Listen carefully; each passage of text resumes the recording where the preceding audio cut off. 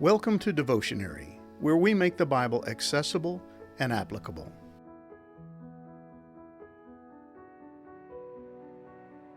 Everyone enjoys rejoicing.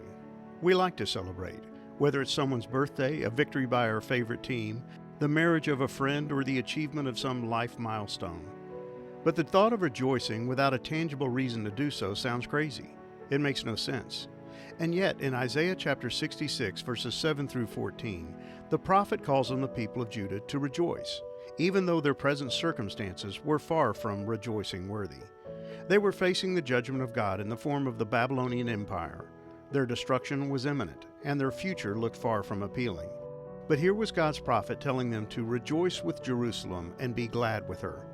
They must have thought he was crazy. Somewhere along the way he had lost his mind. Or had he? Isaiah was speaking on behalf of God, revealing to the nation of Judah the plans he had in store for them.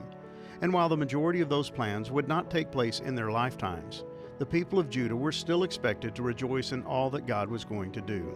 He was a faithful God who would follow through on every commitment he had made. They could count on it and rejoice over it, and there was no reason to wait for it. They could and should rejoice.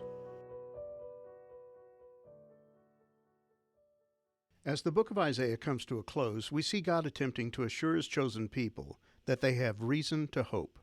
In spite of all that was presently taking place around them and the judgment God had promised to bring on them, they had reason to rejoice. Because God was not going to forget them. He would not completely abandon them. And to drive home his point, God reminds them of just how quickly they had become a nation. He describes Zion as a pregnant woman. Zion is synonymous with Jerusalem, the city of God, and Mount Zion is where the city of Jerusalem is located. So in verse 7, God describes Zion as having given birth to a son. But in verse 8, he clarifies that the son is representative of a nation or people. And the birth of this nation was extremely quick and relatively free from pain. Like a woman who gives birth before her labor pains start, the nation of Israel came on the scene in a relatively short period of time and without a great deal of emotional or physical travail. This doesn't mean that the nation of Israel had a pain-free path to becoming a major force in that area of the world. They fought many battles and faced a variety of enemies, but God brought them to power and prominence in a relatively short period of time. It was his doing, and therefore it was a miracle. And yet here they were facing the very real threat of destruction at the hands of the Babylonians. God had clearly told them that their city would be defeated, their temple destroyed, and their people deported to Babylon as captives, which is why God reminds them that what he did once, he will do again. Would I ever bring this nation to the point of birth and then not deliver it? Asked the Lord. No, I would never keep this nation from being born, says your God. Isaiah 66, verse 9. Yes, they were going to fall to the Babylonians, and they would be removed from the land, but God was promising to restore them one day. They would be reborn as a nation, and while this prophecy would be fulfilled in part when the remnant returned to Judah under the leadership of Ezra and Zerubbabel, then later under Nehemiah, there is much about God's promise that remains unfulfilled.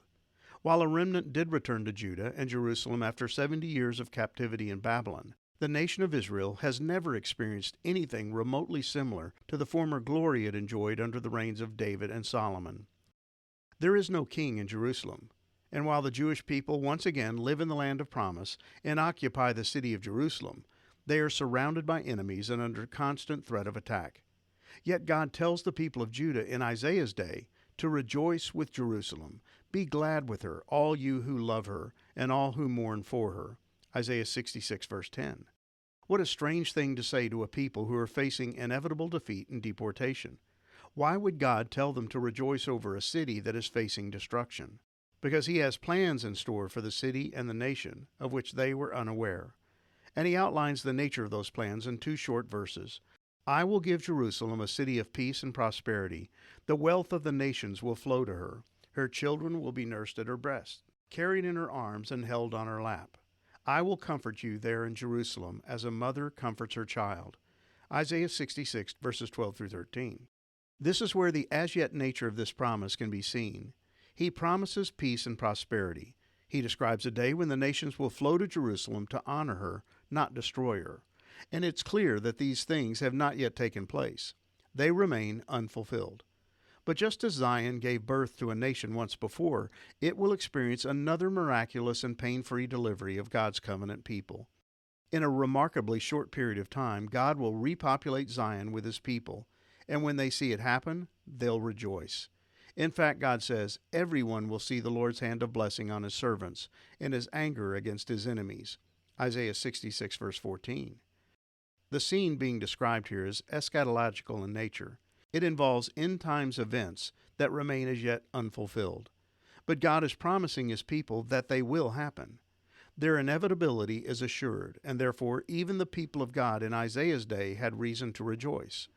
The prophet Jeremiah records the words of God assuring his people of his intentions to restore them.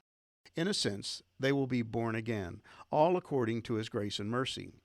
Nevertheless, the time will come when I will heal Jerusalem's wounds and give it prosperity and true peace.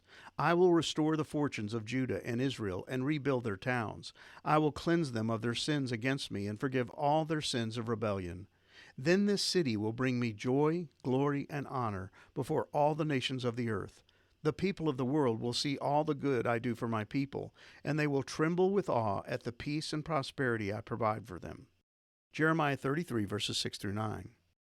3 times in this passage, God says, I will. He promises to heal, restore, rebuild, cleanse, and forgive. And he describes a day when the city of Jerusalem and the people of Israel will once again bring him joy, glory, and honor. And Isaiah recorded similar words of promise earlier in his book. The Lord will comfort Israel again and have pity on her ruins. Her desert will blossom like Eden, her barren wilderness like the garden of the Lord. Joy and gladness will be found there. Songs of thanksgiving will fill the air. Isaiah 51, verse 3. And Isaiah's words were not wishful thinking, but were based on the promises of God. My mercy and justice are coming soon. My salvation is on the way. My strong arm will bring justice to the nations. All distant lands will look to me and wait in hope for my powerful arm. Isaiah 51, verse 5. And Isaiah is so convinced of God's faithfulness that he pleads with him to fulfill his promise sooner than later. Wake up, O Lord, clothe yourself with strength. Flex your mighty right arm. Rouse yourself as in the days of old, when you slew Egypt, the dragon of the Nile. Are you not the same today, the one who dried up the sea, making a path of escape through the depths so that your people could cross over? Isaiah 51, verses 9 through 10. He knew, based on past history, that God was fully capable of doing all that he had promised. It was just a matter of when he would do what he said he would do. And as far as Isaiah was concerned, he wanted God to fulfill his promises in his own lifetime. But whether Isaiah lived to see God's promises fulfilled, he was convinced they would happen, just as God said they would. Those who have been ransomed by the Lord will return. They will enter Jerusalem singing, crowned with everlasting joy. Sorrow and mourning will disappear, and they will be filled with joy and gladness. Isaiah 51, verses 9 through 11. While the fulfillment of these promises has not yet taken place, the rejoicing should be happening. All those who have placed their hope in the reality of a living, all-powerful God should find reason to rejoice in the promises of God. While he has done great things, and his past exploits are deserving of our praise, there is so much that remains yet to be done. But God is faithful. He is a covenant-keeping God who never fails to do what he promises to do. And with all that he has said he will do, so clearly articulated for us by Isaiah, we have more than enough reason to rejoice, even now.